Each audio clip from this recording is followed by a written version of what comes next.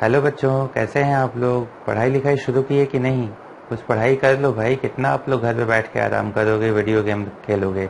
ठीक है। जहाँ पिछली क्लास खत्म हुई थी वहाँ से सीधे आगे हम लोग पढ़ाई शुरू करते हैं। और आप लोग ज़रा ये कोशिश करिए कि आपके जितने आसपास सहयोगी हैं, आपके दोस्त लोग हैं, उन तक ये वीडियो पहुँच जाए। जब आप ही लोगों के लिए मैं ये मेहनत करके ये सारा काम शुरू किया हूँ, वो भी मुफ्त में हो रहा है। मुझे आपसे कुछ नहीं चाहिए। मुझे सिर्फ ये चाहिए कि आप ज़्यादा से ज़्यादा हिंदी माध्यम के बच्चों तक ये वीडियोस पहुंचाइए कि वो लोग भी पढ़ सकें और उनका भी कुछ भला हो सके। क्योंकि आप यहाँ जो भी पढ़ रहे हो ना, वो लगभग हर 12th लेवल पे जो कम्पिटेटिव एग्ज़ाम होते हैं उसमें फिजिक्स आती ही आती है। और फिजिक्स का मैं आपको बेसिक कॉन्सेप्ट ही बता रहा हूँ। इसके आगे के जो लेवल्स होंगे वो मैंने बताया था। लेवल 1 के जो क्वेश्चन मैं कराऊंगा वो सबके लिए रहेंगे। लेवल 2 सिर्फ नीट और जेई मेंस के लिए रहेगा। लेवल 3 वो नीट के लिए भी नहीं रहेगा, वो जेई मेंस और जेई एडवांस के लिए रहेगा। लेकिन जो कॉन्सेप्ट मैं आपको बताता हूँ, जिस लेवल तक या जैसे अच्छे से ये कॉन्सेप्ट और लेवल 1 तक के क्वेश्चन और अभी जो मैं एग्जाम्पल करा रहा, ये तो समझ जाइए कि ये हर एग्जाम में आने वाला है। और मुद्दा सिर्फ हमें एग्जाम निकालना नहीं है। मैंने बताया था पिछले वीडियो में, हम ये चाहते हैं या हमारी ये कोशिश है कि हिंदी मीडियम के बच्चे टॉप करें। और उसके लिए उन्हें शुरू से ही अच्छी और सही एजुकेशन मिलनी चाहिए। तो वो हमारी कोशिश है। तो आप लोग भी ये कोशिश करिए कि ये वीडियो ज़्यादा से ज़्यादा लोग तक पहुँचे। ज़्यादा लोग चैनल को सब्सक्राइब कर लिए रहेंगे तो जैसे ही मैं बनाऊंगा ना, वो तुरंत आप तक पता चल जाएगा। उसके लिए अगर आप मेरे व्हाट्सएप ग्रुप में नहीं भी जुड़े हो तो भी आप तक पहुँच जाएगा। और अभी तो मैं व्हाट्सएप ग्रुप में बुक्स के लिंक भेज रहा, धीरे धीरे वहाँ पे मैं उसी में वीडियो के नीचे ही जो डिस्क्रिप्शन होता है, अब यूट्यूब वीडियो में जब नीचे जाओगे थोड़ा तो वहाँ देखना, वहाँ डिस्क्रिप्शन में ही मैं बुक्स के लिंक भी आपसे शेयर कर दिया करूँगा। तो ज़्यादा से ज़्यादा लोगों तक कोशिश करिए कि ये वीडियोस पहुँचे और आप लोग पढ़ना शुरू करें। ठीक है। तो अब सीधे पढ़ाई पे आते हैं। पिछली क्लास में हम लोग ये पढ़े थे कि थर्मोमेट्रिक कोई गुण होता है जो ताप के साथ बदलता है और उस गुण के परिवर्तन को देख के ही हम लोग ताप के मान को निकालते हैं। दूसरा हमने ये देखा था कि वो गुण कैसा होना चाहिए, रेखीय होना चाहिए। दूसरा, उसको मापने के लिए जब हम एक स्केल बनाने लगे तो हम कितने बिंदु लेके चले थे, 2 बिंदु। एक को हमने कहा था आइस पॉइंट यानी गलनांक, एक को कहे थे स्टीम पॉइंट यानी क्वथनांक। अगर आप ये सब नहीं पढ़े हो तो पहले पहला वीडियो जरूर पढ़ लीजिए। ठीक है। तो मैं ये आपको 4 ग्राफ दिया हूँ x गुण का t के साथ। y एक्सिस पे गुण है, x एक्सिस पे टेम्परेचर है। और पूछा ये गया है कि इसमें से किस गुण को हम थर्मामीटर के तौर पे यूज कर सकते हैं। आप ये डायग्राम बना लेना और नीचे लिख लो किस गुण का उपयोग थर्मामीटर में किया जा सकता है। तो देखिए क्या था, पहला गुण रेखीय होना चाहिए, दूसरा गुण का प्रसार ज्यादा हो, और तीसरा उस गुण के अंदर हमें दोनों पॉइंट मिल जाएं। भाई अगर आपको आइस पॉइंट और स्टीम पॉइंट मिलेगा ही नहीं तब तो थर्मामीटर की स्केल ही नहीं बन पाएगी। तो उसके लिए अगर हम लोग देखें तो अगर ए हमारा आइस पॉइंट है और बी बॉइलिंग का स्टीम पॉइंट है, यानी ये गलनांक है और ये क्वथनांक है, तो पहले तो देखा जाए तो क्या ये आप लोगों को लाइन लग रही है? ये सीधे लाइन तो है नहीं, ये तो घूम गई है। और अगर ये लाइन नहीं है तो स्केल लीनियर नहीं होगी, रेखीय नहीं होगी, तो ये तो ऐसे ही कटा। यहाँ पे देखा जाए तो 2 लाइनें तो दिख रही, यानी ये भी रेखा है, ये भी रेखा तो है, लेकिन जो गलनांक पड़ा वो दूसरे लाइन में पड़ा, जो क्वथनांक पड़ा वो दूसरे लाइन में पड़ा। दोनों के बीच में ही इस रेखा के मान में परिवर्तन आ गया। तो होगा क्या कि अगर आप इसको थर्मामीटर बना लोगे ना तो शुरुआत में आपकी जो स्केल की रीडिंग है वो पास पास रहेगी, जैसे मिलीमीटर के स्केल होते हैं छोटे छोटे छोटे, और इसके बाद का जो स्केल बनेगा वो दूर दूर हो जाएगा, जैसे इंच वाले थोड़े बड़े बड़े होते हैं। तो शुरू में आधे दूरी में आपको रीडिंग थोड़ी थोड़ी थोड़ी पास वाली दिखेगी, ऊपर के आधे में दूर दूर दिखेगी। तो क्या वैसा स्केल बनाओगे तो कोई मार्केट में थर्मामीटर खरीदेगा? तो इसमें समझ में आ गया, पहले कम है बाद में ज्यादा, और दोनों अलग अलग रेखा पे पड़ रहे, इसलिए इसको भी नहीं लेंगे। अगर ये अलग अलग रेखा पे पढ़ने से नहीं लिए तो इसको भी अलग अलग रेखा पे पढ़ने से नहीं लोगे। लास्ट वाले में क्या है, इसमें भी 2 रेखाएं तो हैं, लेकिन हमारा जो गलनांक और क्वथनांक पड़ा पानी का वो तो एक ही में पड़ा ना। तो कम से कम क्वथनांक या उसके आगे तक यानी 100 डिग्री के ऊपर तक तो हमारी रीडिंग लीनियर रहेगी, एक जैसी रहेगी, तो उतने में तो हम काम चला लेंगे। यहाँ तो बीच में ही चीज बदल जाने वाली थी और बीच में बदल जाएगी तो हम अपने जो फार्मूले पढ़े थे unknown minus low upon high minus लो, वो यहाँ लगा ही नहीं पाएंगे, यहाँ लगा ही नहीं पाएंगे। इसमें लगा लोगे, क्यों लगा लोगे? क्योंकि गलनांक और क्वथनांक एक ही रेखा पे पड़े हैं। तो ये लिख लेना कि हम जिस गुण का उपयोग करेंगे उस गुण में ये भी देखेंगे कि रेखीय तो हो ही, रेखीय होने के साथ साथ गलनांक क्वथनांक एक ही रेखा में पड़े। इसको पॉज करके लिख लीजिएगा, ठीक है। तो हमारा ऑप्शन कौन सा होगा? D option. अब चलते हैं इसके आगे। इजी क्वेश्चन से ही करता हूं मैं शुरुआत आज की। पहले आप लिखिए जो आप लोगों का फेमस क्वेश्चन रहा है कि किस तापांक पर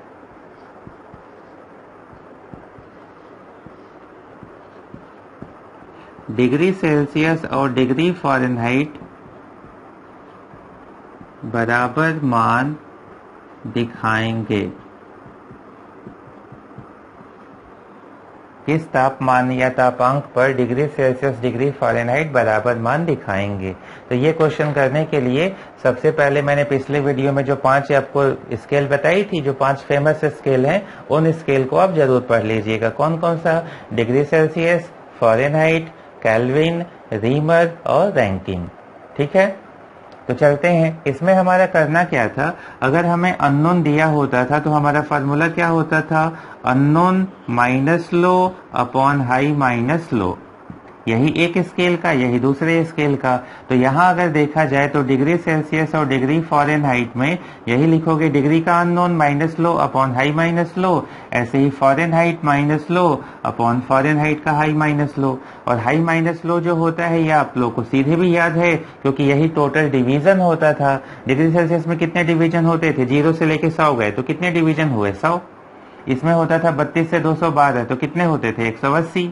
तो अगर मैं आपको सीधे फार्मूला लिखने को कहूं तो आपको पता है कि डिग्री का लो होता है 0, इसका लो हाई मैं यहाँ लिख दे रहा, होता है 100 और 0। फ़ारेनहाइट का होता था 212 और 32। तो लिखोगे तो क्या लिखोगे?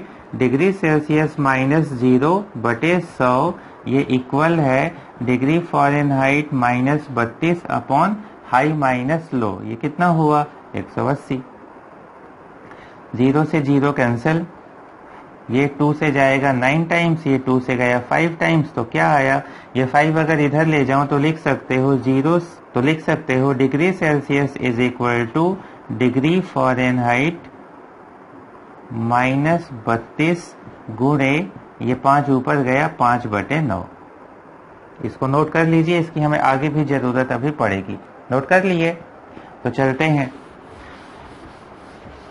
नोट कर लिए? ये 32 है, F माइनस 32। अब अगर मैं आपसे कह रहा कि दोनों के तापांक बराबर हो यानी जितना मान डिग्री सेल्सियस में हो उतना ही डिग्री फ़ारेनहाइट में हो, तो आप क्या किया करो कि सीधे दोनों की जगह पे एक ही अननोन रख दो।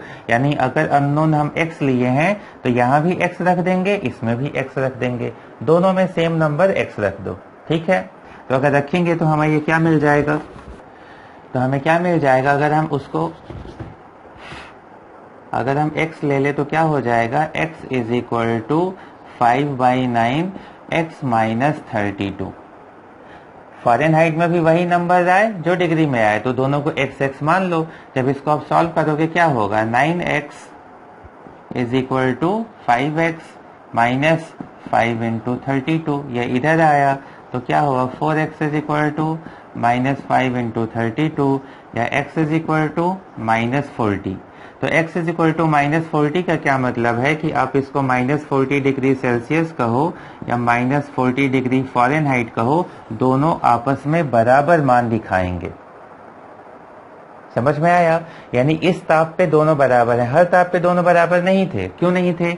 जिस पे बर्फ गलती है उसको तुम 0 डिग्री सेल्सियस कहते हो और 32 फ़ारेनहाइट कहते हो। तो बर्फ के गलने का ताप डिग्री सेल्सियस में 0 है, फ़ारेनहाइट में 32 है।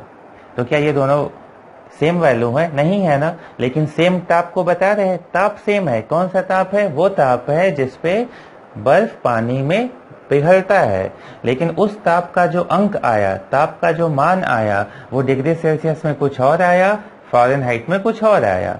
लेकिन ये वो तापांक है जो जितना डिग्री सेल्सियस में आ रहा उतना ही फ़ारेनहाइट में भी आ रहा, तो दोनों में ये मान सेम आएगा। ठीक है, अब ये ध्यान दीजिएगा, ऐसा नहीं होता कि हर एक स्केल का दूसरे स्केल में आप बराबर मान के लिए तुलना कर सकते हो। ये बराबर मान वाली तुलना सिर्फ उन्हीं में हो पाएगी जिनके स्केल के डिवीजन अलग अलग होंगे। मैं क्या कहा, फिर से सुनिए कि दो तापमापियों में एक ताप के लिए पाठ्यांक, जिसे मैं तापांक कह रहा हूँ उसे पाठ्यांक भी कहेंगे, आप लोग हिंदी में कहते हैं, ये सब वर्ड मुझे ढूंढने पड़ रहे। ये समान तभी हो सकता है जब दोनों के डिवीजन अलग अलग हों। बराबर डिवीजन वालों में कभी पाठ्यांक समान नहीं होता, ये लिख लीजिएगा। बराबर डिवीजन वाले तापमापियों में पाठ्यांक समान नहीं होता। बराबर डिवीजन से क्या मतलब है, जैसे आपको पता है केल्विन और डिग्री सेल्सियस ये होता था 273.15 से 373.15, ये होता था 0 से 100। इसमें कुल डिवीजन कितने हैं, 100। इसमें कुल डिवीजन कितने हैं, 100। तो इनमें आपस में कभी कोई पाठ्यांक बराबर नहीं होगा। डिग्री सेल्सियस का फ़ारेनहाइट के साथ क्यों हो गया, क्योंकि ये 32 से 212 था, तो कितने डिवीजन थे, 180। तो डिग्री का फ़ारेनहाइट के बराबर हो जाएगा, केल्विन का फ़ारेनहाइट के बराबर हो जाएगा, इनका आपस में बराबर नहीं होगा। ऐसे ही आप देखिएगा, मैंने पिछली क्लास में जो पढ़ाया है, रैंकिन का जो होता था 491.67 से 671.67, इसमें भी कितने डिवीजन है, 180। तो अगर कोई बच्चा आपसे पूछे या कोई टीचर की फ़ारेनहाइट और रैंकिन किस ताप पे बराबर होंगे, ये किसी भी ताप पे बराबर नहीं होंगे। केल्विन और डिग्री सेल्सियस किस ताप पे बराबर पाठ्यांक दिखाएंगे, कभी नहीं दिखाएंगे। क्यों, क्योंकि डिवीजन बराबर अगर है तो पाठ्यांक बराबर कभी नहीं होगा। पाठ्यांक तभी बराबर हो सकता है जब एक का दूसरा हो, दूसरे का कुछ अलग हो। जैसे अगर मैं आपसे पूछ दूं कि डिग्री सेल्सियस का और रीमर का बताओ, रीमर याद है ना, रीमर का 0 और कहाँ तक जाता था, 80 तक। तो रीमर में कितने डिवीजन थे, 80। डिग्री सेल्सियस में कितने थे, 100। तो इनमें बराबर हो सकता है। तो ये आपका अगला क्वेश्चन है, आप लिखिए, किस ताप पर डिग्री सेल्सियस और रीमर स्केल बराबर पाठ्यांक दिखाएंगे। आप हमेशा पढ़ते टाइम कॉपी पेन तो प्लीज़ लेके बैठिए। मुझे यहाँ हिंदी लिखने में काफ़ी टाइम लग जाएगा, उसमें आपका भी डेटा खर्च होगा, मुझे अपलोड करने में भी डेटा खर्च होगा। फ़ायदा बस मुकेश अंबानी का होगा, तो उसमें तो आपका हमारा फ़ायदा है नहीं। उससे ज़्यादा आसान है कि मैं बोल दूँ, आप अपने पे फटाफट लिख लो, आपको हिंदी लिखने की आदत भी है। तो लिखिए क्वेश्चन, किस पाठ्यांक पर रीमर और डिग्री सेल्सियस बराबर मान दिखाएंगे। लिख लिए। तो हम वही करेंगे जो अननोन वाला फार्मूला था कि हम अगर उसको मानेंगे x, तो वो ताप दोनों पे क्या रहेगा, x। अगर दोनों पे x है तो क्या लिखोगे, ये कहेगा x माइनस लो, इसका लो क्या होता है, 0 अपॉन हाई माइनस लो कितना हुआ, 80। यहाँ आए तो इसका भी x minus low upon high minus low, ये कितना आया, 100। तो देखिए ये दोनों अलग अलग है ना, तो सॉल्व कर सकते हो। अब मान लो अगर आप ऐसा लिए होते जिसका हाई लो 100 आता, तो हाई लो पहले का भी 100 हो, दूसरे का भी 100 हो, या हाई माइनस लो पहले का 180 आए, दूसरे का भी 180 आए, तो 180 से 180 तो कैंसिल हो जाएगा ना, और जब कैंसिल हो जाएगा तो ऊपर हमें x की वैल्यू ही नहीं मिल पाएगी, राइट। तो बराबर पाठ्यांक कौन दो स्केल दिखाएंगी, वही दिखाएंगी जिनके डिवीजन आपस में बराबर नहीं है। तो चलिए सॉल्व करते हैं। 0 से 0 कैंसिल, इधर लेते आए तो 10x इज इक्वल टू, ठीक है। तो अगर सॉल्व भी करते हैं तो क्या होगा, 10x is equal to 8x, या x की वैल्यू, अब ये मत करना कि x कैंसिल करा के 10 इज इक्वल टू 8 लिख दें, ये इधर आया तो क्या होगा, 2x is equal to 0, x is equal to 0। तो आपको खुद ही पता था दोनों के 0 0 आपस में क्या थे, सेम। गलनांक किसका भी 0 होता है, रीमर का भी 0 होता है, ठीक है। ये मत कर देना कि यहाँ x कैंसिल से 10 बराबर 8, वो सब काम यहाँ नहीं होता। नेक्स्ट 0 0 वाले नहीं तो कुछ और करके देखते हैं। तो अगला क्वेश्चन लिखिए, किस पाठ्यांक पर रीमर और फ़ारेनहाइट, अब इनका तो 0 0 अलग अलग है ना, किस पाठ्यांक पर रीमर और फ़ारेनहाइट बराबर ताप दिखाएंगे? किस पाठ्यांक पर फ़ारेनहाइट और रीमर बराबर पाठ्यांक दिखाएंगे? तो अब अगर यहाँ पे मैं x मान लूं तो ये x और ये x, चलिए फिर से करते हैं। क्या करना है? x minus low upon high minus लो, यहाँ आए तो x माइनस 32 लो वाला अपॉन हाई माइनस लो, और हाई माइनस लो मतलब क्या होता है? डिवीजन, जो आपको पहले से पता है। अब इसको सॉल्व करिए। 0 से 0, 2 से ये गया 4, ये गया 9, इधर क्या आया? 9x, इधर क्या गया? 4x minus 4 into 32। Cross multiply कर दो, इधर लेते आए तो क्या हुआ? 5x। 5x is equal to minus 4 into 32, 5 से डिवाइड करोगे x की वैल्यू आ जाएगी। अब वो जो x आएगा वो x उतना रीमर का हो या x फ़ारेनहाइट का हो, दोनों सेम होंगे। ये कैलकुलेशन मैं हमेशा बीच में छोड़ूंगा कि ये आप लोग करते रहो, आपको रटने वाली आदत ना पड़े। मैं आपको कॉन्सेप्ट पूरा समझाऊंगा, वहां तक सॉल्व करूंगा, लेकिन इसके आगे का जो काम है वो आपके जिम्मे रहेगा कि आप उनको सॉल्व करिए। उससे होगा क्या? आपको लगातार ब्रेन में आदत पड़ी रहेगी कैलकुलेशंस करने की। ऐसा नहीं होगा कि कभी देखो तो छोड़ने का मन कर दे, क्योंकि वहां 3 घंटे में क्या होता है? 3 घंटे में सारी कैलकुलेशंस आपको करनी है, और वहां कई बार ऐसे क्वेश्चन आपको दे देंगे वो जो सिर्फ कैलकुलेशन बेस्ड भी होते हैं, जैसे न्यूक्लियर फिजिक्स, जैसे नाभिकीय भौतिकी से क्वेश्चन जो रहेंगे ना, उसमें कैलकुलेशन ज्यादा रहेगी। गैसों के अणुगति सिद्धांत से क्वेश्चन रहेंगे, उसमें कभी कभी वो कैलकुलेशन दे देते हैं। तो इसलिए ये आप हमेशा खुद से किया करिए। और ये तो नो डाउट हिंदी मीडियम के बच्चों का सीबीएसई आईसीएसई की तुलना में कैलकुलेशन वाला काम तो उनका आप लोग का बहुत स्ट्रांग होता है। आप लोग बस यही कॉन्सेप्ट पे वीक करते हो, वो मैं आपका स्ट्रांग करवा दूंगा। तो बस पढ़ना है हमें और अच्छी रैंक लानी है, ठीक है। नेक्स्ट, इसी पे बेस्ड मैं आपको एक कॉन्सेप्चुअल क्वेश्चन देता हूं। 4 स्केल दिए गए हैं A B C D। A जा रहा है 110, ये इनका गलनांक और क्वथनांक, आइस पॉइंट, स्टीम पॉइंट दिया है। A का 110 से 210, ये है 15, 115, ये है -25, 75, और ये है 10 और 90। ये सबके स्केल अलग अलग, जैसे फ़ारेनहाइट अलग था, सेल्सियस अलग था, ये 4 अलग अलग स्केल हैं। पूछा ये गया है कौन से 2 पेयर, क्वेश्चन लिख लीजिए, कौन से 2 पेयर समान पाठ्यांक दिखा सकते हैं?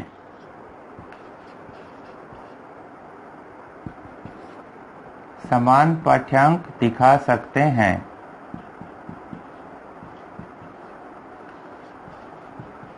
और ये 4 ऑप्शन है। आप इस क्वेश्चन को पॉज कर लो अभी और आंसर सोचो क्या होगा।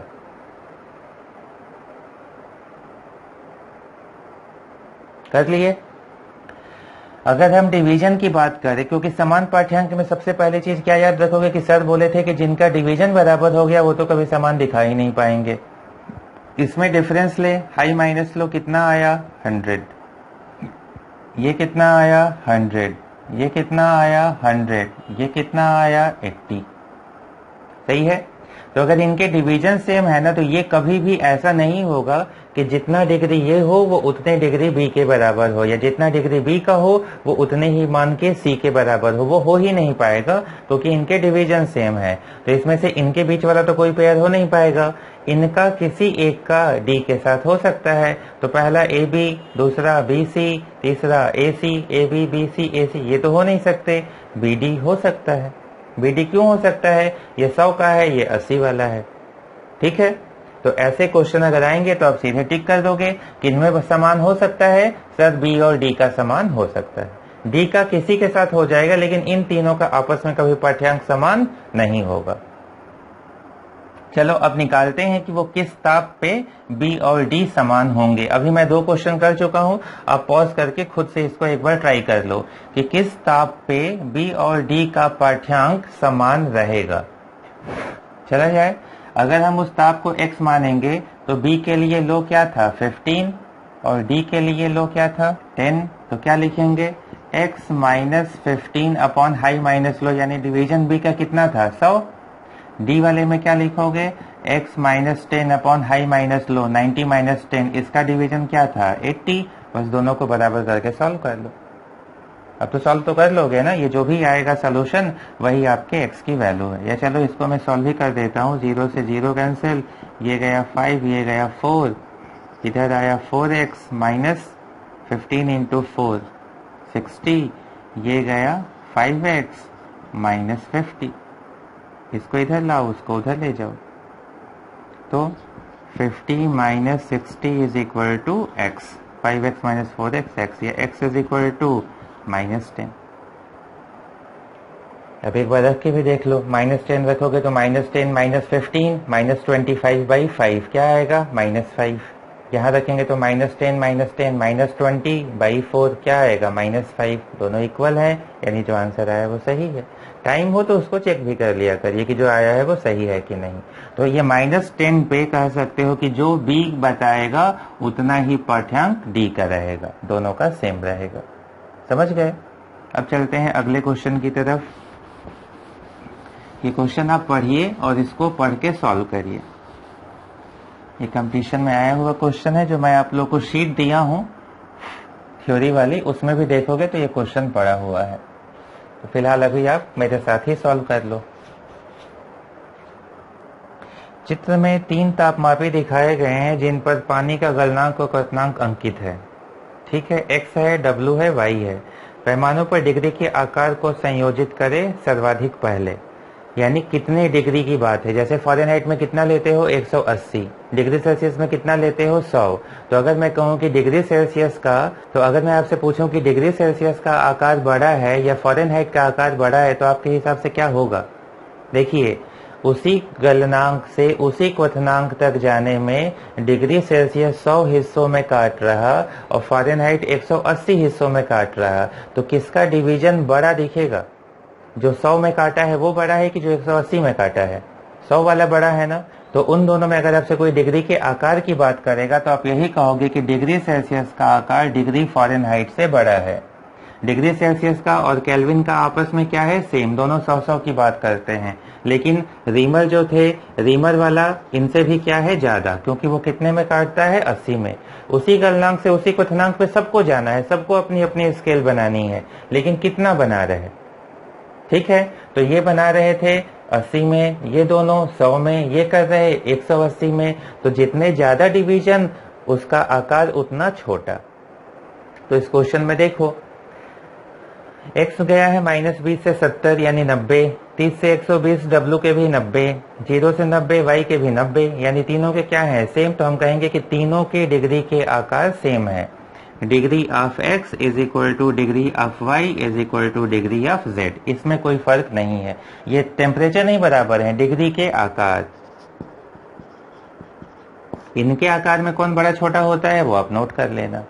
ठीक है, दूसरा क्वेश्चन, दिए गए तापों को संयोजित करिए सर्वाधिक पहले, कि अगर हम ताप बराबर देते। देखो अभी तक क्या हुआ, अभी तक हम जितने भी क्वेश्चन किए ना, उसमें हम लोग किसी ताप के लिए पाठ्यांक को चेक कर रहे थे या पाठ्यांक का बराबर होने की संभावना चेक कर रहे थे।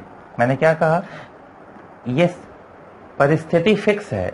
इस परिस्थिति के ताप को डिग्री सेल्सियस कितना बताएगा, फ़ारेनहाइट कितना बताएगा, केल्विन कितना बताएगा, वो देख रहे हो, वो अलग चीज है। और बराबर नंबर में सबको दूं तो उसमें कौन ज्यादा और कौन कम होगा वो अलग चीज है। जैसे आप ऐसे समझो, मान लो मैं कहूं कि आइस वाटर में चेंज हो रहा, पानी, बर्फ पानी में चेंज हो रहा, तो कितने पे हो रहा, डिग्री सेल्सियस कहेगा 0 डिग्री पे, ये कहेगा 32 डिग्री पे। यानी ये कह रहा कि 0 पे ही वो गल रहा, ये कह रहा 32 पे गल रहा। तो अगर मैं आपसे कहूं कि अगर मैं दोनों को बराबर नंबर दे दूंगा, अगर मैं दोनों को बराबर नंबर दे दूंगा तो उसमें किस ताप को ज्यादा कहोगे, डिग्री सेल्सियस बड़ा होगा या फ़ारेनहाइट बड़ा होगा। तो आप इसको शांति से सोच। तो बराबर संख्या देके उसमें बड़ा छोटा पूछा जाएगा कब, उनके लिए जिनके डिग्री के आकार सेम है। और पाठ्यांक कब बराबर होंगे? जिनके डिग्री के आकार अलग अलग हैं। पाठ्यांक का बराबर होना यानी कि डिग्री का आकार अलग अलग हो। डिग्री सेल्सियस का फ़ारेनहाइट से, रीमर का डिग्री सेल्सियस से। वो डिग्री सेल्सियस और केल्विन की बात नहीं करोगे, लेकिन बराबर नंबर देने पे कौन बड़ा और कौन छोटा है ये हम तभी बता पाएंगे जब वो बराबर डिवीजन वाले हों। वो जनरल वैल्यू रहेगी, वरना तो आप एक को दूसरे में चेंज करके बता ही सकते हो, लेकिन ऐसे आप सीधे भी बता दोगे। क्यों? लेकिन अगर अननोन टेम्परेचर दे के मैं ये पूछूं कि बताओ इसमें कंफर्म कौन बड़ा और कौन छोटा है, तो अगर मैंने ये मान दे दिया होता तब तो एक मान को दूसरे मान में आप चेंज करके बता ही देते ना कि कौन बड़ा कौन छोटा है। लेकिन अगर मान नहीं दिया है तब तुलना हम सिर्फ तभी करेंगे जब डिवीजन बराबर वाले हों। ठीक है? जैसे मैं अगर आपसे ये पूछूं कि x डिग्री सेल्सियस में और x केल्विन में कौन बड़ा है, तो एक मिनट सोचिए आप कि दोनों में कौन बड़ा होगा। x डिग्री सेल्सियस बड़ा होगा या x केल्विन बड़ा होगा? मतलब 50 डिग्री सेल्सियस बड़ा होगा या 50 केल्विन बड़ा होगा, या 100 डिग्री सेल्सियस बड़ा होगा या 100 केल्विन बड़ा होगा? किसका ताप ज्यादा होगा? तो सोचो, बर्फ जो गलती है वो केल्विन में गलती है 273 पे और इसमें गल रही 0 पे। तो अगर सिर्फ गला कब? इसके 273 केल्विन पे, और अगर डिग्री सेल्सियस का मैं 273 चला जाऊं, सोच रहे हो पानी उबल के भाप में चेंज हो चुका है, तो क्या ये दोनों के नंबर तो बराबर हुए? लेकिन नंबर बराबर होने पे क्या दोनों के ताप बराबर हैं? नंबर बराबर हुए, लेकिन क्या दोनों के ताप बराबर कहोगे? नहीं। ये ताप किसके बराबर था? 0 डिग्री सेल्सियस के। तो अगर इसका बड़ा अंक इसके छोटे अंक के बराबर है, तो जब छोटा वाला अपने बराबर लेवल पे आएगा तो ये तो उनसे बहुत आगे निकल जाएगा ना, क्योंकि तुम बड़े थे, मैं छोटा होके ही तुम्हें बैलेंस कर रहा था। अब तो मैं भी तुम्हारे बराबर आ गया हूं, तो जब मैं बढ़ने लगूंगा तो मेरी छोटे वैल्यू तुम्हारे बराबर थी, तो जब मैं बढ़ूंगा तो ये वाला मान तो हमेशा तुमसे ज्यादा होगा। तो बच्चे क्या करते हैं? वो यहाँ तुलना करने लगते हैं कि सर उसमें ज्यादा नंबर है, इसमें कम नंबर है, इसलिए वो बड़ा है। ये नहीं होगा, ये तो दोनों का बराबर है। जब इसको बढ़ा दोगे तो ये 0 से बढ़ा, 0 से 100 तक गया, 100 पे पानी उबल के भाप में बदल गया है, और टेम्परेचर बढ़ा रहे हो, भाप का भी टेम्परेचर बढ़ता जा रहा। कहाँ पहुंच गए? 273। तो दोनों के नंबर तो 273 हुए, लेकिन 273 डिग्री सेल्सियस और 273 केल्विन में कौन बड़ा है? तो 273 केल्विन पे तो अभी बस बर्फ पानी में पिघला है, और 273 डिग्री सेल्सियस भाप का भी टेम्परेचर बढ़ गया है। तो बराबर संख्या होने पे ताप का बड़ा होना, अगर वो बराबर अंक वाले होंगे तो सीधे बता सकते हो। बस क्या लॉजिक यूज करना सर का बताया हुआ कि अगर डिवीजन बराबर हैं, लिख लो इसको, अगर डिवीजन बराबर हैं तो बराबर संख्या के लिए उसका ताप ज्यादा होता है, उसका ताप ज्यादा होता है जिसका गलनांक कम होता है, जिसका गलनांक कम होता है। जिसका गलनांक कम है वो जब बढ़ेगा ना तो वो बढ़ के बहुत आगे चला जाएगा, तो हमेशा बराबर संख्या में वो हमेशा आगे रहेगा। राइट? जैसे आप खुद सोचो, हम कहते हैं कि हमारे शरीर का तापमान कितना है? डिग्री सेल्सियस में 37 डिग्री सेल्सियस और फ़ारेनहाइट में 98.6 कुछ फ़ारेनहाइट होता है। जो थर्मामीटर हम लोग मेजर करते हैं ना, बुखार 102 डिग्री बुखार था, 102 क्या डिग्री सेल्सियस में होता है? किस में होता है? फ़ारेनहाइट में। 102 डिग्री सेल्सियस पे तो पानी वानी सब उबल जाता है, हम भी आधा उबल जाएंगे। 100 डिग्री सेल्सियस नहीं होता है वो। 102 डिग्री 103 डिग्री बुखार जो लोग बताते हैं वो किस पे होता है? फ़ारेनहाइट पे। तो शरीर का तापमान डिग्री सेल्सियस में 37 डिग्री सेल्सियस है, फ़ारेनहाइट में 98 फ़ारेनहाइट है। सही है? यानी 37 डिग्री किसके बराबर है? 98 के। अब मैं आपसे कह दूं कि इसको बढ़ा के मैं 98 डिग्री सेल्सियस कर दूं, और अब बताओ दोनों में कौन ज्यादा है? तो भाई जब ये 98 इसके 37 के ही बराबर था और ये 37 वाला बढ़ गया, तो बढ़ के तो उससे बहुत आगे चला गया ना। यानी बराबर होने में जो छोटा, बराबर ताप के लिए जिसका अंक या पाठ्यांक कम है, जब बराबर पाठ्यांक दे दोगे तो वो बड़ा हो जाएगा। समझ में आया? इसको आप नोट कर लीजिएगा। तो उसी को मैं बताया हूं कि जिसका गलनांक छोटा होगा बराबर ताप में वो बड़ा हो जाता है। इसको नोट कर लेना, ये तुरंत हिट करेगा, तुरंत आंसर दे दोगे। और अब आप इस क्वेश्चन को देखो, दिए गए तापों को संयोजित करें सर्वाधिक पहले, यानी जो बड़ा है वो पहले रखना है। तो पहले हम सोचें कि बड़ा कौन होगा। तो देखा जाए सबके डिवीजन बराबर थे। ये जो मैंने बताया ये लॉजिक आप कहाँ लगाते हो? जहां सबके डिवीजन बराबर हो, क्योंकि सब बराबर ही तो बढ़ेंगे। तो उस केस में अगर देखा जाए, देखो किसी भी चीज को ना अधूरा मत याद किया करना, जो है वो उसके वजह के साथ। जो मैंने बताया कि बराबर वालों में जो सबसे छोटा होगा बराबर नंबर में वो सबसे बड़ा हो जाएगा, ये तभी है जब डिवीजन बराबर हैं। तो बराबर डिवीजन वालों में हम सीधे चेक कर लेंगे। यहाँ क्या है, सबके डिवीजन 90-90 हैं। अब सबके 90 हैं, तो अगर मैं आपसे कहूं कि मैं बराबर पाठ्यांक देने वाला हूं, बताओ कौन बड़ा होगा, तो आपको यही याद रखना है कि सर ने कहा था कि जिसका गलनांक सबसे कम होगा बराबर होने पे वो ऑलरेडी सबसे ज्यादा हो जाएगा। तो किसका गलनांक सबसे कम है? x का है -20, w का है 30 और y का है 0। तो अगर देखा जाए तो सबसे छोटा गलनांक किसका है? x का -20 है। उसके बाद y का गलनांक 0 है। उसके बाद w का गलनांक 30 है। यानी जिस समय बर्फ पिघल रही, x कह रहा कि मेरे लिए -20 है, y कह रहा 0 है, ये कह रहा 30 है। तो सोचो इसका -20 अगर इसके 0 को बराबर कर लिया है, तो जब ये 0 पे आएगा, जब ये बढ़ेगा, तो इसका 0 आते आते वो इनसे बहुत आगे निकल चुका है ना। समझ में आया? ऐसे ही ये 30 पे अभी बर्फ को गला रहे हैं, वो जब 30 पहुंचेगा तो इनसे तो बहुत आगे चला गया होगा। तो इसमें हमें कोई कैलकुलेशंस नहीं करनी। कई लोग क्या करते हैं कि x को w से या y को w में बदल के चेक करते हैं। तुम बदलोगे वहां टाइम बर्बाद करोगे। बस ये याद रखना, जिसका गलनांक सबसे कम है बराबर पाठ्यांक में उसी का मान सबसे बड़ा। तो अगर मैं पूछूं कि 50x, 50y, 50w में, तो बस यही देखो सबसे छोटा गलनांक किसका था? x का, यानी सबसे बड़ा होगा 50x। उसके बाद किसका था? y का, तो 50y, उसके बाद 50w। ये सबसे बड़ा, उसके बाद y, उसके बाद w। ये घटता हुआ इनका ऑर्डर है। ठीक है, ये अगला क्वेश्चन है आपका। क्वेश्चन लिखिए, यदि y एक्सिस पे डिग्री सेल्सियस, क्वेश्चन नोट कर लीजिए, यदि y एक्सिस पे डिग्री सेल्सियस और x एक्सिस पे फ़ारेनहाइट को रखा जाए, x एक्सिस पे फ़ारेनहाइट को रखा जाए, तो इनमें से कौन सा ग्राफ ABCD में से कौन सा ग्राफ सही होगा? कौन सा ग्राफ सही होगा? तो इसमें क्या होता है, हम एक तापमापी की तुलना दूसरे तापमापी से करते हैं। अब वही फार्मूला याद रखना, क्योंकि कुल मिला के एक ही तो फार्मूला था। तो हम क्या कहेंगे कि अगर डिग्री सेल्सियस और फ़ारेनहाइट की तुलना करनी है, तो सेल्सियस माइनस सेल्सियस का लो अपॉन हाई माइनस लो, यानी डिवीजन। ये इधर आया तो फ़ारेनहाइट माइनस उसका लो अपॉन हाई माइनस लो, यानी डिवीजन। अभी हम लोग किए थे, यही मैंने कहा था कि इसको याद रखना, आगे भी यूज कर लेंगे। ये कैंसिल हुआ था, ये 5, ये गया था 9, तो क्या आया था? C is equal to 5/9 F minus 32, यही आया है।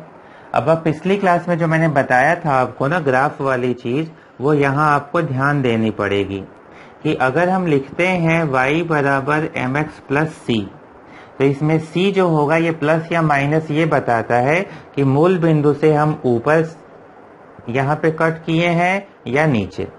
यानी c प्लस होगा तो ऊपर और c माइनस होगा तो नीचे। कहाँ से ये ग्राफ जाएगा ये c निर्धारित करेगा। लाइन कहाँ से पास होगी वो c। जैसे देखो ये जो b लाइन है ये भी y एक्सिस को कट की है, जो d है ये भी y एक्सिस को कट की है। बस y एक्सिस का कट करना सोचिए, तो b ने भी y एक्सिस को कट किया, d ने भी y को कट किया। b ने कहाँ कट किया? ऊपर। d ने कहाँ कट किया? नीचे। तो ये क्या डिसाइड करेगा? इसका c प्लस होगा, d का c माइनस होगा। समझ गए? दूसरा, ये लाइन जो जाती थी उसका यहाँ से जो कोण होता था उसका tan थीटा ही बराबर होता है m के। m मतलब tan थीटा। ये दो चीजें बस आपको ध्यान देनी है। तो अगर इस लाइन को तुम्हें दे दिया जाए तो पहला ओरिजिन से ऊपर जाना है या नीचे, वो c प्लस होगा तो ऊपर, माइनस होगा तो नीचे। और लाइन जो आगे जाएगी तो देखो अगर ये कोण छोटा है तो tan थीटा का मान प्लस आएगा, यानी m जो है ये हमारा प्लस है, तो लाइन तो ऊपर ही जानी है, लाइन ऐसे ही जानी है, ये b या d में से ही होगा, a और c नहीं होंगे, क्योंकि a और c की जो लाइन है वो नीचे जाएगी। लाइन नीचे जाएगी कब? जब नेगेटिव होगा। तो m के नेगेटिव होने पे लाइन नीचे जाती है, m के पॉजिटिव होने पे ऊपर। अभी हमारा m कैसा है? पॉजिटिव, यानी लाइन कहाँ गई? ऊपर। तो ऊपर लाइन जाएगी, m बराबर tan थीटा, और c प्लस होगा तो ऊपर, c माइनस होगा तो नीचे। इसको आपको जरूर याद रखना है, आप बायो ग्रुप के हो तो भी याद रखना है, ये आप लोगों में आता है, यही रैंक डिसाइड करता है। आप ऐसे कह लो कि यही चीजें काफी बार के बच्चों को नहीं पता होती, जो इनको रट लेते हैं, जो समझ जाते हैं, उनकी रैंक अच्छी आ जाती है। तो अब यहाँ नोटिस करिए, वाई एक्सेस पे क्या है? Degree Celsius. तो डिग्री सेल्सियस 5/9, 5/9। फ़ारेनहाइट किस पे है? एक्स पे, तो एक्स और -32 है। ये मान लो, ये मैं ब्रैकेट हटा के यहाँ भी -32 गुणे 5/9 कर दे रहा हूँ। अब तुलना करो, वाई वाई, m का मान कितना है? 5/9, x c का मान इतना माइनस। तो m अगर पॉजिटिव आया, m पॉजिटिव आया यानी लाइन कहाँ जानी है? ऊपर। लाइन आगे जाएगी, लाइन आगे जाने वाली कौन कौन सी है? b लाइन ऊपर जा रही, d लाइन। ये ध्यान देना, x एक्सेस पे हम हमेशा दाहिनी तरफ जाते हुए देखेंगे। तो दाहिनी तरफ जाने पे b ऊपर जा रहा, d ऊपर जा रहा। दाहिनी तरफ जाने पे c कहाँ जा रहा? नीचे। a कहाँ जा रहा? नीचे। तो इनको नहीं लेना है। दाहिनी तरफ जाने पे जिनका m प्लस आया है वो ऊपर भागते हैं, तो ये दोनों ऊपर गए। अब ये उसमें प्लस पे काट रहा और ये माइनस पे काटा है। हमारे आंसर में क्या है? माइनस, यानी कौन होगा? डी वाला। समझ गए? नोट कर लोगे ना? इसी क्वेश्चन को मान लो मैं अगर फ़ारेनहाइट को रख लेता, इसको पहले पॉज करके नोट कर लेना। अगर मैं कहता कि फ़ारेनहाइट को रखो वाई एक्सेस पे और सेल्सियस के साथ बताओ, तो आप क्या लिखते? आप लिखते f - 32/180, ये बराबर होता है डिग्री सेल्सियस -0/100। 180 उधर गया तो f - 32 बराबर, ये कैंसिल हो जा रहा था ना, ये 9 हो रहा था, ये 5, तो 9/5 इंटू डिग्री सेल्सियस, यही होता। सही है क्या? ये उधर गया तो क्या हुआ? f बराबर 9/5 डिग्री सेल्सियस प्लस 32। अब देखो, f को रखे y पे, डिग्री सेल्सियस है x पे, m अभी भी कैसा है? पॉजिटिव, लेकिन c भी कैसा आया? पॉजिटिव। तो अब अगर मैं यहाँ पे फ़ारेनहाइट और यहाँ पे सेल्सियस दे दो तो m पॉजिटिव है, लाइन अभी भी ऊपर जाएगी, लेकिन अब ये भी प्लस रहेगा। तो c के, ये डिग्री सेल्सियस है, तो इसके प्लस होने का मतलब अब लाइन नीचे से नहीं कट करेगी, ऊपर कट करेगी, और तब ये वाली लाइन सही होती। तो ये वाला ऑप्शन भी सही हो सकता था अगर फ़ारेनहाइट वाई एक्सेस पे होता, डिग्री सेल्सियस एक्स एक्सेस पे होता, लेकिन जो दिया था उसमें c माइनस आया, और c माइनस आया मतलब नीचे से। तो आपको बस यही ध्यान रखना होगा कि लाइन ऐसे ही रहेंगी, और फर्क ये है या तो मूल बिंदु से जाएंगी या ऊपर से या नीचे से। मूल बिंदु से जाने वाला भी अभी हम लोग पढ़ेंगे, लेकिन अगर ऐसे पूछेगा तो इसको आप आंसर दे दोगे, हो जाएगा। तो आपका दूसरा काम क्या होगा कि बस ये जानना है कि हम प्रॉपर्टी में x की जगह पे लेते क्या क्या है, राइट। तो पहला, अगर हम लिक्विड की बात करें, द्रव, तो द्रव में हम लेते हैं मरकरी की लंबाई, ये हमारी थर्मोमेट्रिक प्रॉपर्टी है। दूसरा, नियत दाब पर गैस का आयतन, इसको हम कहते हैं, अब सुनिएगा, वर्ड लिखिएगा, कांस्टेंट प्रेशर थर्मामीटर। नियत दाब यानी कांस्टेंट प्रेशर थर्मामीटर, उसमें क्या लेते हो? आयतन। तो इसमें हम लंबाई के साथ काम करेंगे, इसमें वॉल्यूम के साथ काम करेंगे। तीसरा, इसी का उल्टा, नियत आयतन पर दाब, इसमें क्या लेंगे? प्रेशर। इसे कहेंगे कांस्टेंट वॉल्यूम थर्मामीटर। ये कांस्टेंट प्रेशर, ये कांस्टेंट वॉल्यूम, उसमें वॉल्यूम लेंगे, इसमें कांस्टेंट प्रेशर वाले में क्या देखते हो, देखो प्रेशर तो कांस्टेंट हो गया, तो बदल क्या रहा होगा टेम्परेचर के साथ, आयतन। आयतन को नियत कर दोगे तो क्या बदलेगा, दाब बदलेगा। चौथा हम लेते हैं प्रतिरोध, जिसमें अभी 2 क्वेश्चन किए हो। तो ऐसे अलग अलग चीजों में ये अलग अलग होगा, लेकिन कुल मिला के काम एक ही होगा। ठीक है। 5वां हम सीबेक का प्रभाव अगली क्लास में पढ़ेंगे, सीबेक प्रभाव। तो इस पे हम ईएमएफ लेते हैं, विद्युत वाहक बल। विद्युत वाहक बल, तो चाहे कोई भी प्रॉपर्टी ले, आपको करना यही है क्या, अगर मैं विद्युत वाहक बल दिया होता तो ET minus E low upon E high minus E low, यहाँ होगा T minus T low upon T high minus T low. जो दे उस पे मत जाना, कोई नया नाम दे दे आप मत समझना कि अरे यार ये तो सर बताया ही नहीं थे। कोई भी प्रॉपर्टी हो, लगना यही है, समझ गए। तो इस पे आप ऐसे क्वेश्चंस कर लोगे। दूसरा होता है एब्सोल्यूट स्केल, आदर्श गैस स्केल। हेडिंग लिख लीजिए कॉपी में, आदर्श गैस स्केल। इसको पॉज करके नोट कर लीजिएगा, फिर अगला लिखिए।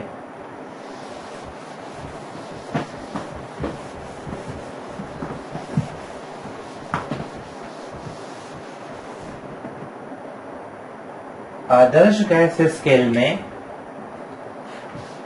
ये देखने को मिलता है कि जो x होगा ये वो गुण है जो 0 केल्विन पे 0 हो जाए। जैसे हम कहते हैं कि PV बराबर nRT में अगर टेम्परेचर 0 केल्विन कर दीजिए, मैं कहूं कि नियत आयतन पे प्रेशर का मान देख रहे थे, तो आयतन नियत था, मोल नियत थे, आर नियत था, तो टेम्परेचर 0 कर दिए 0 केल्विन, तो प्रेशर का मान क्या हो जाता है, 0। ऐसे हमारे पास ऐसी कोई आदर्श गैस नहीं है, लेकिन आदर्श गैस में 0 केल्विन पे नियत वॉल्यूम पे प्रेशर 0 हो जाएगा। तो अब क्या हुआ कि हमें ऐसा एक गुण लेना था जो 0 केल्विन पे 0 हो जाए। ये ध्यान दीजिए, अब जाइए ऊपर कॉपी में देखिए, T लो पे मैंने x का कुछ न कुछ मान लिया था, क्योंकि ऐसा नहीं होगा ना कि 0 डिग्री पे मरकरी की लंबाई 0 हो जाए, या 0 डिग्री पे किसी गैस का आयतन 0 हो जाए, गैस गायब हो जाए, वो तो होगा नहीं।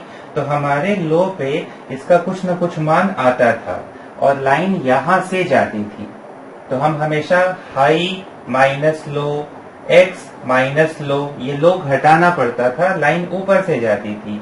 अगर मैं कह दूं कि हमने ऐसा कोई प्रॉपर्टी या गुण लिया है जो 0 टेम्परेचर पे खुद 0 है, यानी टेम्परेचर को लिए हो 0 तो x का मान भी है 0, तो वो तो यहीं से शुरू होगा ना।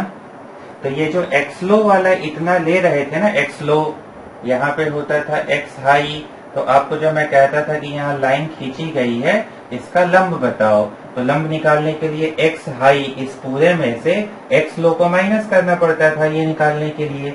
अब वो नहीं करना पड़ेगा, क्यों, क्योंकि अब तो ये खुद ही 0 से जा रहा है। तो ये लाइन अगर 0 से जाने वाली दे दी गई और पूछी जाएगी कि ये किस स्केल से निर्धारित होती है या किस स्केल को बताती है, तो आप बताना ये कौन सी स्केल है, ये आदर्श गैस स्केल है। आदर्श गैस तो जानते ही हो, इंग्लिश में कहेंगे एब्सोल्यूट स्केल। तो एब्सोल्यूट स्केल या आदर्श गैस स्केल में x और t 0 से जाते हैं, यानी जब t 0 होगा तो x का मान भी क्या होगा, 0। ये समझ गए। तो हुआ क्या कि इस स्केल में अब जब हमें एक बिंदु पहले से ही पता था, यहाँ तो निकालना पड़ता था इसका मान, ये पहले से ही पता था, तो यहाँ मुझे सिर्फ एक ही और बिंदु चाहिए था, और वो बिंदु हम जो लेते हैं वो हमने वो बिंदु लिया जिसको हम कहते हैं ट्रिपल पॉइंट। इसका नाम ही यही होता है, इसको हम कहते हैं ट्रिपल बिंदु। ट्रिपल बिंदु उसको कहते हैं जिसपे हमारे पास आइस भी हो, वाटर भी हो और स्टीम भी हो, यानी बर्फ, पानी और भाप तीनों जिस ताप पे मौजूद होते हैं उसको हम कहते हैं ट्रिपल पॉइंट। अब एक लेना था, बस एक टेम्परेचर, तो हमें दो नहीं लेना क्योंकि एक तो शुरू में हमें खुद ही पता चल चुका है। तो जब ये 0 पे 0 ही होना था तो बस एक चाहिए। तो हमने क्या किया, वो बिंदु लिया जिसपे भाप भी है, बर्फ भी है, पानी भी है, और क्या कहा, ट्रिपल पॉइंट। तो ट्रिपल पॉइंट अगर देखोगे तो डिग्री सेल्सियस में इसका मान होता है 0.01 डिग्री सेल्सियस में है। अगर मैं कहूँ केल्विन में बताओ तो आपको पता है कि डिग्री सेल्सियस से केल्विन में बदलना है तो 273 जोड़ोगे। तो ये ध्यान रखना, केल्विन बराबर होता है डिग्री सेल्सियस प्लस 273.15 के। ये जो 1.5 मैंने ऊपर अभी लिखा था केल्विन स्केल के टाइम, वो ध्यान देना। तो इसमें सेल्सियस में ये जोड़ोगे केल्विन हमें मिल जाता है। तो अगर मैं सेल्सियस की जगह केल्विन में पूछूं तो 0.1 भी रहेगा इसके साथ, यानी ये कितना कहलाएगा, ये कहलाएगा 273.16 केल्विन। समझ गए। तो हमें क्या करना था, अगर हमें कोई एब्सोल्यूट स्केल कहा जाए तो हम उस गुण को लेते हैं जो 0 केल्विन पे 0 हो जाए। ऐसा गुण अगर लोगे तो एक बिंदु पहले से ही पता है, इसलिए इसमें हमें सिर्फ एक ही दूसरा बिंदु चाहिए। हमेशा दो बिंदु तो चाहिए, लेकिन एक बिंदु आपको पता है कि 0 पे उसका मान क्या है, 0 है, वो तो हम जानते हैं। तो वो एक बिंदु हमने क्या लिया, ट्रिपल पॉइंट लिया। ट्रिपल बिंदु कौन सा बिंदु है, ये वो बिंदु है जिसपे हमारे पास बर्फ, पानी और भाप तीनों होते हैं। तो अगर हमारे पास तीनों हैं, उस टेम्परेचर को कितना मेजर किया गया, तो डिग्री सेल्सियस में होता है 0.01 डिग्री सेल्सियस। केल्विन में कितना होगा, 273.15 जोड़ेंगे तो ये 1.6 रहता है। 2 बार क्वेश्चन ऐसे पूछ चुके हैं कि यहाँ 1.5 भी ऑप्शन में दिया हो, तो ध्यान देना ये ट्रिपल पॉइंट का मान इतना 0.16 होता है। ठीक है, तो ये हमारा बेस हो गया 273.16, और ये हमारी हाइट हो गई किसकी, ट्रिपल पॉइंट की। ये ट्रिपल पॉइंट की हाइट, ये ट्रिपल पॉइंट का बेस।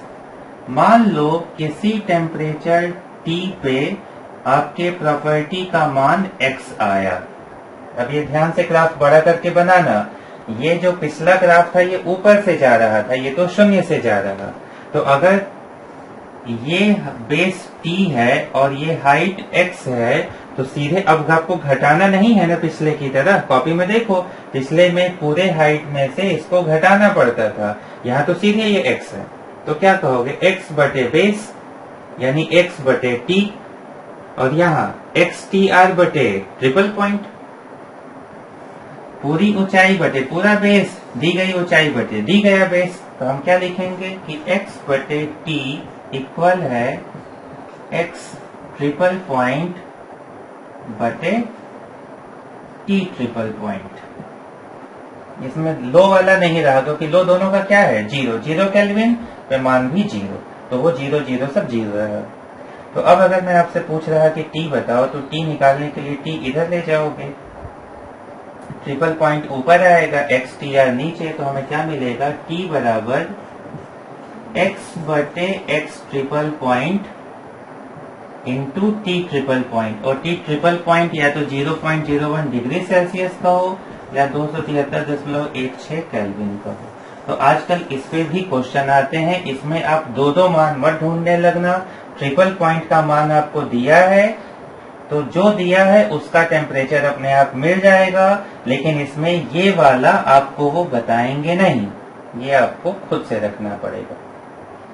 जैसे मैं कह दूं कि ट्रिपल पॉइंट का प्रतिरोध 3 ओम था, 2.2 ओम प्रतिरोध है, टेम्परेचर बताओ, तो ऐसा आप रख दोगे। हालांकि प्रतिरोध को इसमें नहीं लेंगे क्योंकि हम, इस सवाल क्यों गलत होगा प्रतिरोध वाला, प्रतिरोध 0 केल्विन पे 0 होता कि नहीं वो हमें मटेरियल पे देखना पड़ेगा। लेकिन अगर ऐसी कोई भी प्रॉपर्टी आप लेते हो जो कंफर्म है कि 0 पे 0 हो जाती है, तो वहां अब वो हमें 3 मान नहीं बताने वाले। पहले लो, हाई और अननोन 3 बताया जाता था, अब सिर्फ 2 बताएंगे। ट्रिपल पॉइंट का बता के और दिए गए मान पे पूछेंगे।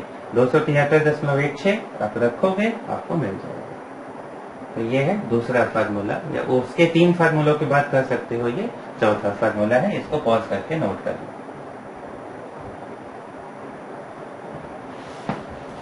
अब कुछ याद करने वाली चीजें, ठीक है।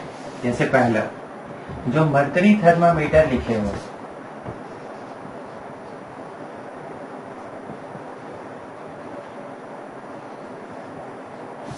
कुछ ऐसे इंग्लिश बन गए तो लिख लो, वरना चाहो तो मैं बोलूं मरकरी थर्मामीटर, आप इसको हिंदी में ही लिखो। कॉपी आपकी है, पढ़ना आपको है, जाके वहां ऑप्शनल क्वेश्चन लगाना है, आप ऐसे लिख लो मरकरी थर्मामीटर।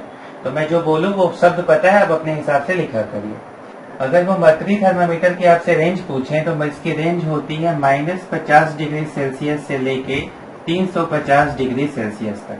350 के बाद मरकरी लिक्विड फॉर्म में नहीं रह पाता, यदि इसके ज्यादा ये नहीं मेजर कर सकता, तो ये इससे बीच ही मेजर करेगा। अगर 350 से इसे बढ़ा के 500 डिग्री सेल्सियस करना हो तो हमें दाब को बढ़ाना पड़ता है। उच्च दाब पर अगर हम नाइट्रोजन गैस भर दें,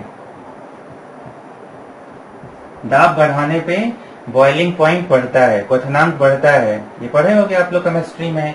तो उच्च दाब पर अगर N2 भर दिया जाए तो 350 से 500 किया जा सकता है, ये याद रखना। -50 वाले को अगर हमें और कम करना होता है तो हम इसको -80 तक ले जा सकते हैं, अगर हम मरकरी की जगह एल्कोहल का यूज करें। तो ये दो क्वेश्चन बनते हैं। एक्चुअल रेंज ये है, इसको बढ़ाना है, नाइट्रोजन भर दो। हवा क्यों नहीं भर सकते? क्योंकि हवा को मरकरी एब्जॉर्ब कर लेगा, तो वो अलग चीज हो जाएगी, इसलिए हम नाइट्रोजन ही भरेंगे। नाइट्रोजन से मरकरी रिएक्शन नहीं करती है, तो 500 तक जा जाएगा। अगर मरकरी की जगह एल्कोहल यूज करोगे तो कम वाले को -80 तक ले जा सकते हो। ठीक है। थर्मामीटर में जो नीचे का हिस्सा होता है ये हम गोलीय क्यों रखते हैं? ये इसलिए रखते हैं कि आसानी से ऊष्मा का स्थानांतरण हो।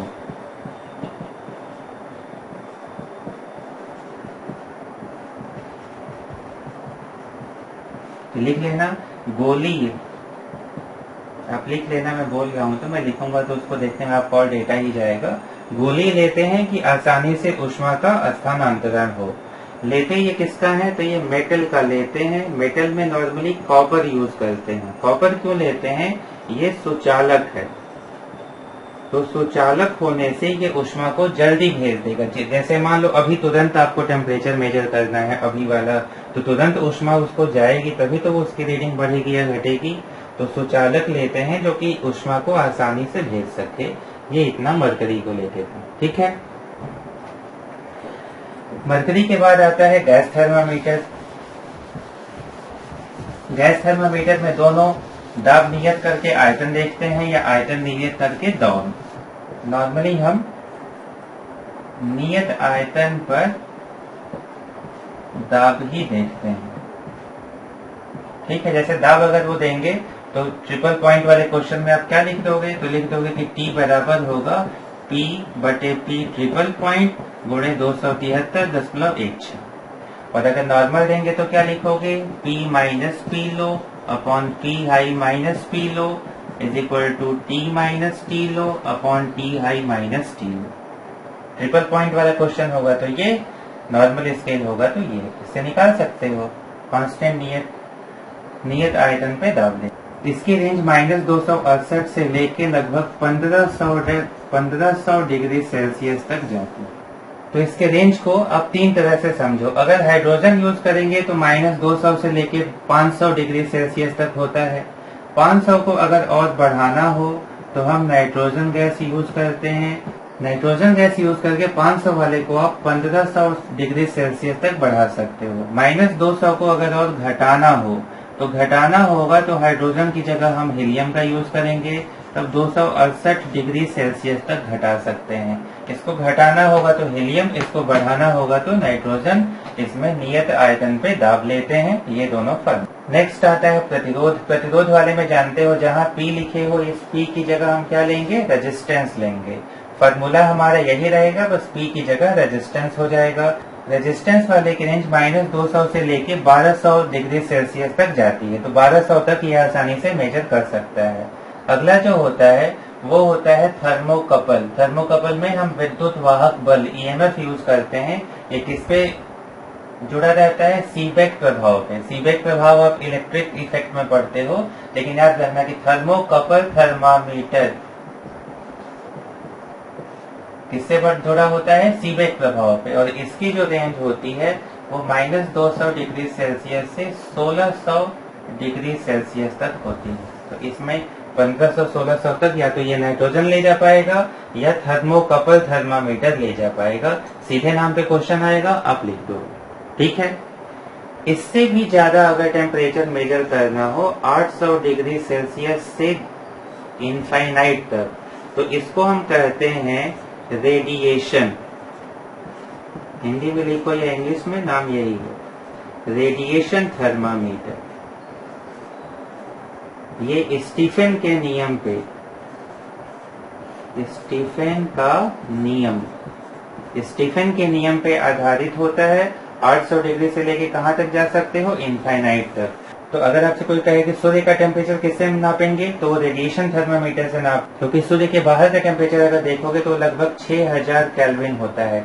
सूर्य के अंदर का अगर कोल देखोगे ना, तो वो तो कह सकते हो कि 1 करोड़ 10⁻7 केल्विन का होता है, लेकिन बाहर की जो सतह होती है वो 6000। तो इतने बड़े टेम्परेचर में हमारा थर्मामीटर वगैरह काम नहीं करेगा, वो सब गायब हो जाएंगे। उसको हम किससे नापते हैं? रेडिएशन थर्मामीटर से। किस पे बना होता है? स्टीफन के नियम। ठीक है। इसके अलावा 2 और याद करने वाले शब्द आपके पास रहेंगे जिसको वो क्वेश्चन में पूछते हैं, और ये हिंदी में नहीं रहता। पहले को हम बोलते हैं पायरोमेट्री। इसको आप हिंदी में ऐसे ही लिखोगे, पायरोमेट्री। पायरोमेट्री इसी को बोलते हैं। दूसरा, काफी कम टेम्परेचर को अगर नापना हो तो उसको हम बोलते हैं क्रायोजेनिक।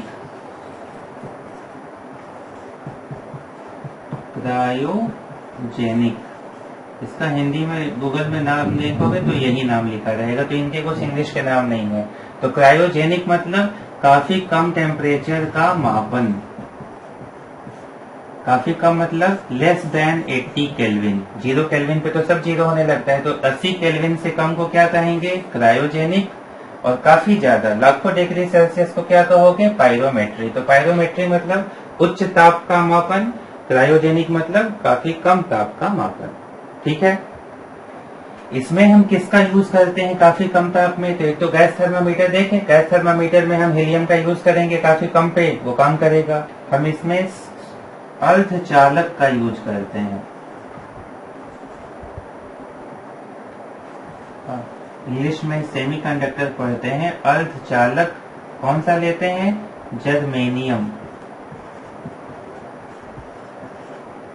Germanium thermometer. तो जर्मेनियम थर्मामीटर या अर्धचालक का यूज किसमें करते हैं? क्रायोजेनिक में, जब 80 केल्विन से कम का तापमान मापन करना होता है। तो ये याद करने वाली चीजें हैं। पायरोमेट्री, Stephen's law, radiation thermometer, cryogenic, काफी कम तापमान, जर्मेनियम थर्मामीटर, 80 केल्विन से कम होगा तो दूसरा। और इसमें किसका करते हो? हीलियम गैस लोगे तो गैस थर्मामीटर भी काम करेगा। ठीक है। तो इसको आप नोट कर लो और इस पे आप अभी आज बस रिवीजन कर लेना। मेरा ये था कि मेरे पढ़ाने की प्रोसेस आपको समझ में आ जाए। कल हम लोग इसके आगे एक्सपेंशन पढ़ेंगे कि ऊष्मीय प्रसार कैसे होता है, वो एक इम्पोर्टेंट टॉपिक होता है। तो उससे भी क्वेश्चन आते हैं, वो हम लोग अगली क्लास में देखेंगे। फिलहाल इस क्लास में आपको जो भी चीजों में दिक्कत हुई हो, अगर बोर्ड पे दिख तो वैसे रहा होगा, अगर मैं जो इंग्लिश लिख रहा हूँ वो समझने में दिक्कत हो रही है और ज्यादा हिंदी बोलूं, तो ऐसी जो भी चीजें आपको दिक्कत लग रही होंगी, क्योंकि मेरा फर्स्ट टाइम है हिंदी वालों को पूरी तरह से हिंदी में कोशिश करना। ठीक है। वरना हम यहाँ पढ़ाते हैं वो लगभग हिंदी इंग्लिश कंबाइंड रहता है। वहाँ बच्चे जब बोल देते हैं तो मैं उनसे ज्यादा उसका हर शब्द का हिंदी में मतलब उनको बता देता हूँ। लेकिन अभी आपसे मेरा इंटरेक्शन तो हो नहीं पा रहा, तो इतने में अगर आपको कोई दिक्कत हो रही होगी तो वो दिक्कत आप कमेंट में लिखिएगा। बाकी कल हम या जो भी अगली क्लास होगी कल परसों में हम इसके आगे पढ़ेंगे। ठीक है। अभी के लिए थैंक यू। अच्छा हाँ, एक बात और बतानी थी। अगर आप तक मेरे लिंक नहीं पहुंच पा रहे हैं तो आप या तो मोबाइल नंबर जो मैंने नंबर दिया है, ये नंबर अपने मोबाइल में आप सेव कर लो और इस नंबर पे मुझे अपना नाम और ब्रांच कि आप नीट के हो या आईआईटी के हो मुझे व्हाट्सअप कर दो। चाहे नीट के हो या आईआईटी के हो या यूपीटीयू की तैयारी कर रहे हो, वो जो भी है वो मुझे व्हाट्सअप कर दो, तो मैं आपको डायरेक्टली भी लिंक ब्रॉडकास्ट के थ्रू भिजवा दूंगा। क्या करना है, मैं जो नंबर दे रहा उस नंबर को अपने मोबाइल में सेव करके उस पर अपना नाम और नंबर व्हाट्सअप करना है। दूसरा, ये जो मैं चैनल लिख रहा, इग्नाइट योर फ्यूचर, IYF, इस नाम से आप सर्च करना YouTube पे। जब ये लिखोगे ना ये चीज, तो वहां एक चैनल दिखाई देगा जिसपे रेड कलर, लाल रंग में एक लोगो बना होगा। उस चैनल को जब आप खोलोगे तो उसमें जो हिंदी का प्लेलिस्ट होगा, हिंदी प्लेलिस्ट, हिंदी वाले प्लेलिस्ट में आप लोगों के वीडियो रहेंगे। समझ में आ गया? तो इस चैनल को आप खुद भी सर्च कर सकते हो। इस चैनल को आप सर्च करो, रेड कलर के लोगो वाला जो YouTube में दिखाए, इसमें YouTube में जो दिखाए उसमें जाके हिंदी वाले प्लेलिस्ट में आप अपने वीडियो खुद भी ढूंढ के पढ़ सकते हो। तो एक बार इसको ढूंढ लो, ढूंढ के इसको अब सब्सक्राइब कर लो, मैसेज आप तक जाता रहेगा। जब हिंदी वाला जाएगा उस वाले वीडियो को खुल के आप पढ़ लोगे। उसी में नीचे, जब नीचे आप जाओगे कमेंट के साइड में, तो वहीं पे आपको लिंक मिल जाएंगे। किसके लिंक? किताबों के लिंक, पेपर्स के लिंक। ये जब आप वीडियो के नीचे जाओगे तो नीचे जाके देखोगे तो वहां आपको लिंक भी रहेंगे। तो ये वाला काम भी आप खुद से कर सकते हो अगर मेरे वीडियो डायरेक्टली नहीं पहुंच रहे हैं तो। और आप लोग अपने दोस्तों को बताने की कोशिश करिए कि धीरे धीरे हो हम लोग इसको और बढ़ाएं और लोगों तक ये चीज पहुंच पाए। ठीक है, अभी के लिए थैंक यू।